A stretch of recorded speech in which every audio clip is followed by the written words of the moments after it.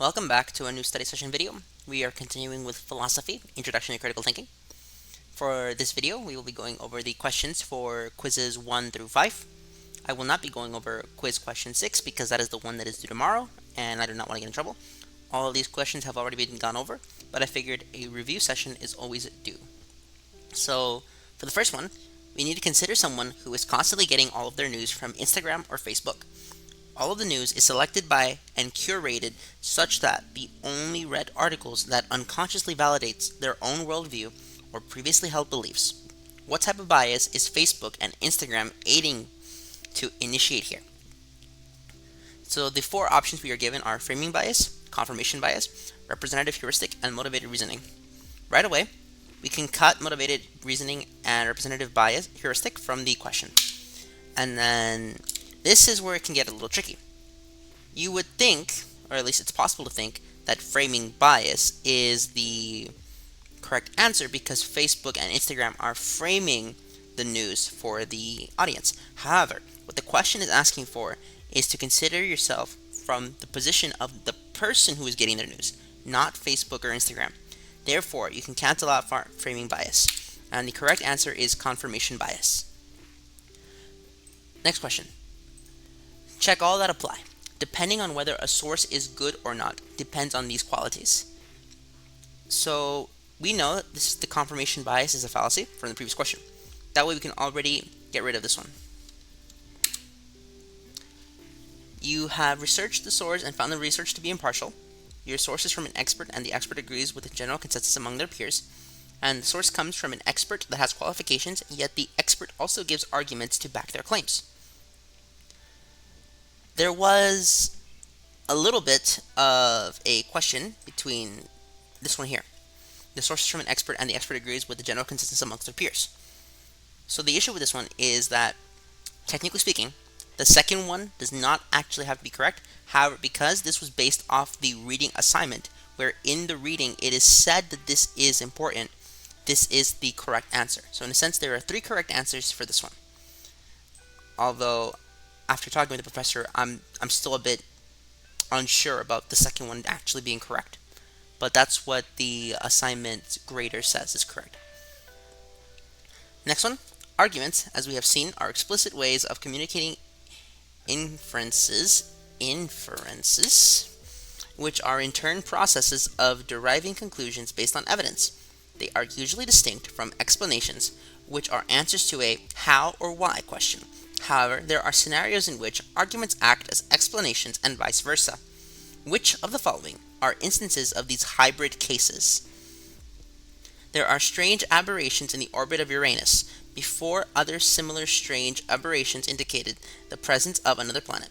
Therefore, the best explanation we have for these aberrations on Uranus is that there is another planet causing them. 2. Over the past 75 years, every time inflation has exceeded 4% and unemployment has gone below 5%, the United States economy has gone into a recession within 2 years. Therefore, I predict that we will go into a recession within 2 years. We know that the war in Ukraine led to inflation somehow.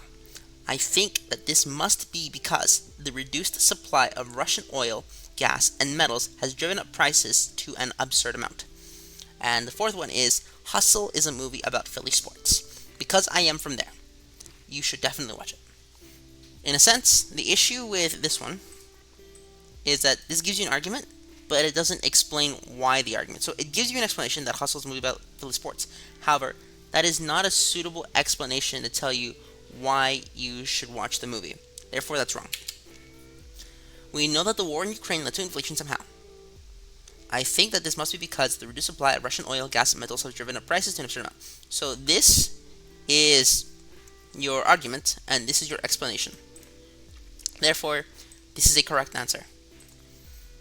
Over the past 75 years, every time inflation has exceeded 4% and employment has gone below 5%, the United States economy has gone into recession within 2 years. Therefore, I predict that we will go into a recession within 2 years. In a sense, similar to the Ukraine inflation question, this is also an argument and an explanation. Therefore, it is a hybrid because it answers a how and a why.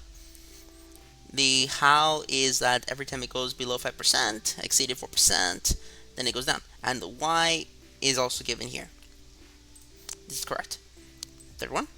There are strange aberrations in the orbit of Uranus before other similar strange aberrations indicated the presence of another planet. Therefore, the best explanation we have for these aberrations on Uranus is that there is another planet causing them. Well, the thing about this one is that it is a how and why. Now, originally, and just to give you some personal history of this one, when I did this test, I did not actually mark this one. But after speaking with the professor again, he explained it to me. And in a sense, the argument is that there are strange aberrations, and this is an explanation, and then here's a how it is possible, and then this is the why. So all three of these are correct. Two more questions. It is almost impossible to precisely define what pain is in a scientific setting, but we do know that neurologically, the experience of pain starts when senses detect something noxious. Those signals then have to travel to the cortex, the outer layer of the brain, that help interpret that sensation in human fetuses. Those brain connections don't exist until about week 24 or 25 of pregnancy. Therefore, it is highly unlikely that fetuses are capable of feeling pain. How would we schematize the conclusion using our procedure? So, it's not actually asking you to schematize it. It's asking you to find the conclusion. I know that this is what it says, but given that our options are only here, we would only be looking for a conclusion. Abortion is permissible is incorrect because at no point does it ever say or hint to that. It is almost impossible to define what pain is in a scientific setting. While it is true, it does define when pain exists, and it is also talks about the sensations of pain, it talks about the signals. So while it is technically something that is stated in the question, it is not the main conclusion of the statement. Therefore, it is highly unlikely that fetuses are capable of feeling pain. So this theoretically could be a sub-premise, but it is not a conclusion. Therefore, that is wrong. So by process of elimination, we have C, it is highly unlikely that fetuses are capable of feeling pain. That is your conclusion. I would like to point out that technically the previous one could also be a conclusion, that therefore it is highly unlikely that fetuses are capable of feeling pain. But the issue with that one is that the word therefore exists. Therefore is a connector word. And because it is a connector word, it does not count. So the answer is this one, through process of elimination. I know I said that C would technically qualify as a sub-premise, but technically speaking, the reason I said that is because the word therefore was there. If the word therefore was not there, I could qualify as a conclusion. And then, final question. Consider the schematized argument. Premise 1. Keeping assault weapons out of private citizens' hands can lower the increasing occurrences of barbaric public slayings. An assault weapons ban is heavily backed by public opinion. We should ban assault weapons. Let's say we added this new piece of information. A recent Quinnipiac poll reported that 70% of people support an assault weapon ban. What is the best way to describe this new piece of information? So, this is technically support of premise 2. Because here, it says that it is heavily backed by public opinion.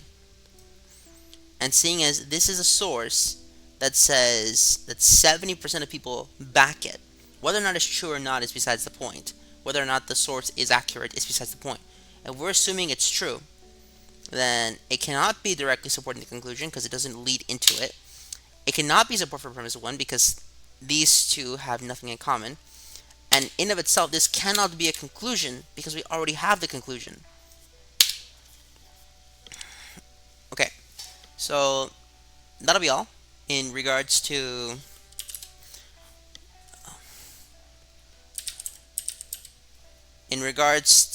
the quiz questions for this quarter. Like I said, I would do quiz question 6, but that one is technically due tomorrow. Therefore, I will not be doing it because I do not want to get in trouble.